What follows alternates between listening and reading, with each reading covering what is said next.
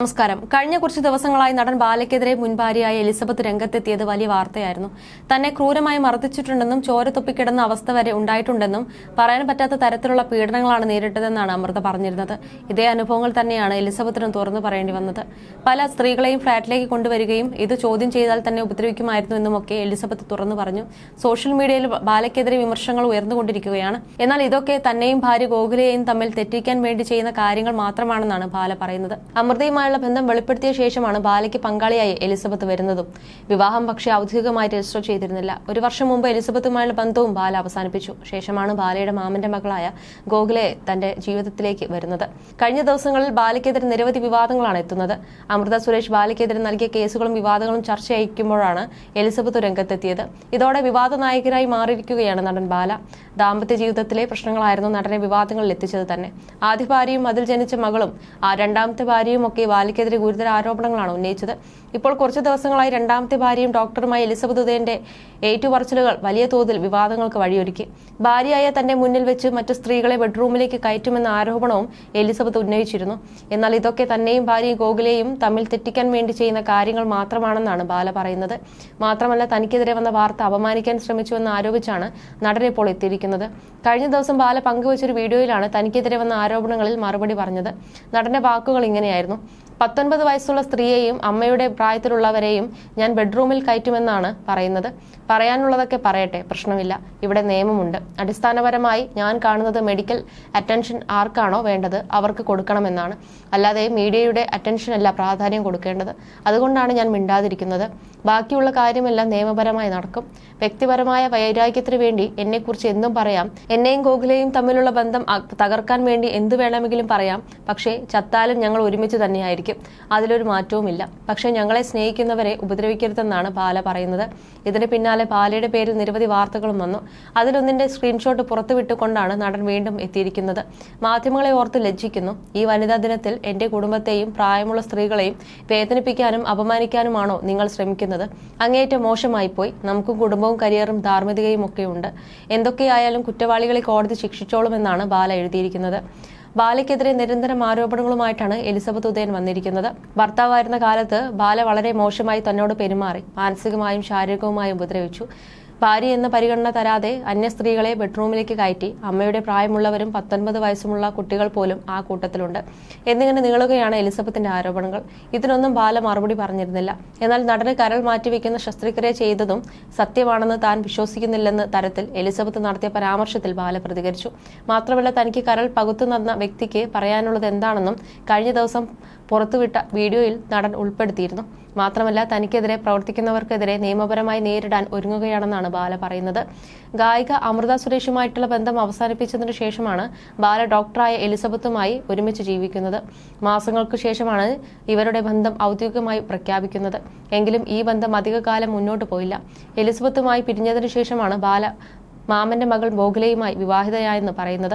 നിലവിൽ ഭാര്യയ്ക്കൊപ്പം സന്തോഷമായി ജീവിക്കുകയാണ് നടൻ. അതേസമയം ബാലയ്ക്കും ഭാര്യ ഗോകുലയ്ക്കുമെതിരെ കടുത്ത വിമർശനങ്ങളാണ് സോഷ്യൽ മീഡിയയിൽ ഉയരുന്നത്. കഴിഞ്ഞ ദിവസം ഗോകുലയുടെ വീട്ടിലെത്തി അവിടെ നിന്നുള്ള വീഡിയോ ബാല പങ്കുവച്ചിരുന്നു. വീഡിയോയിൽ ഗോകുലയുടെ അമ്മയെയും മുത്തശ്ശിയെയും ഒക്കെ കാണാം. മകൾക്കും മരുമകനും കണ്ണ് തട്ടാതിരിക്കാനാണ് തിരുപ്പതിയിൽ പോയി താൻ മൊട്ടയടിച്ചതെന്നാണ് ഗോകുലയുടെ അമ്മ പറഞ്ഞിരുന്നത്. നിറയെ പേർ കണ്ണു വെക്കുകയാണ്, അതുകൊണ്ടാണ് മൊട്ടയടിച്ചത് എന്നാണ് ഗോകുലയുടെ അമ്മ പറയുന്നത്. ഗോകുലയ്ക്ക് ഒരു ചെറിയ മൂക്കുത്തിയും മരുമകൻ ബാലയ്ക്ക് മുരുകന്റെ ഒരു മോതിരവും കുടുംബം സമ്മാനമായി നൽകി. 94 വയസ്സായെന്നും ഇത്രയും പ്രായമുള്ള സ്ത്രീ തങ്ങളെ അനുഗ്രഹിച്ചാലും ആരുടെ ശാപവും ഏൽക്കാൻ പോകുന്നില്ലെന്നുമാണ് ബാലയുടെ വാക്കുകൾ.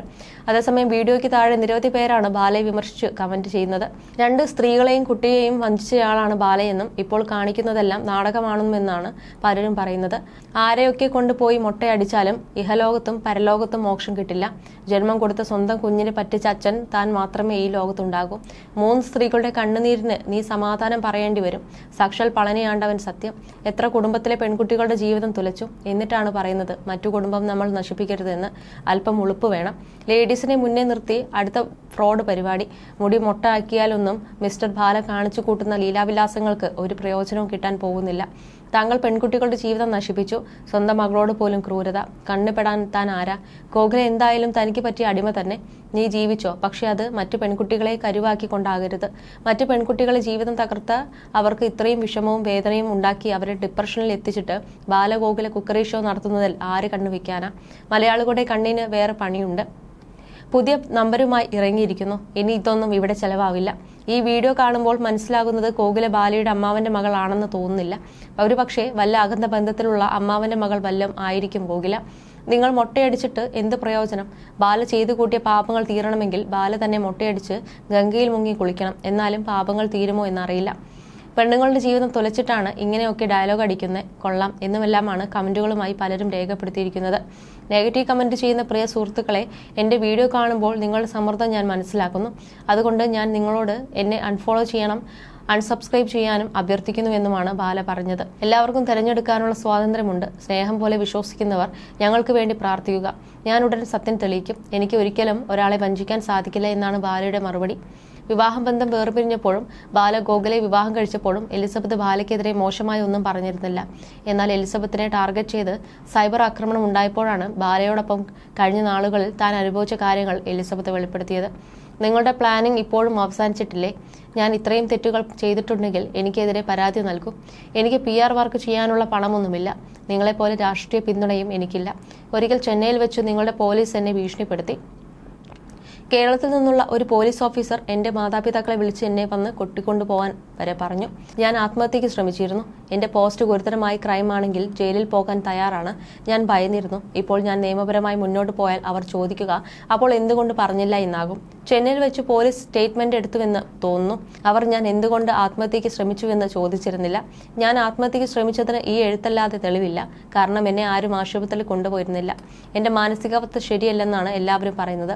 അതിനാൽ നിങ്ങൾക്ക് ഈ എഴുത്ത് തെളിവായി എടുക്കാമെന്നുമാണ് എലിസബത്ത് ആരോപണവുമായി പറഞ്ഞിരുന്നത്. ബാല അടുത്തിടെ ഒരു തമിഴ് ഓൺലൈൻ മീഡിയയ്ക്ക് നൽകിയ അഭിമുഖത്തിന്റെ സ്ക്രീൻഷോട്ട് പങ്കിട്ടുകൊണ്ടായിരുന്നു എലിസബത്ത് കഴിഞ്ഞ ദിവസം പ്രതികരിച്ചത്.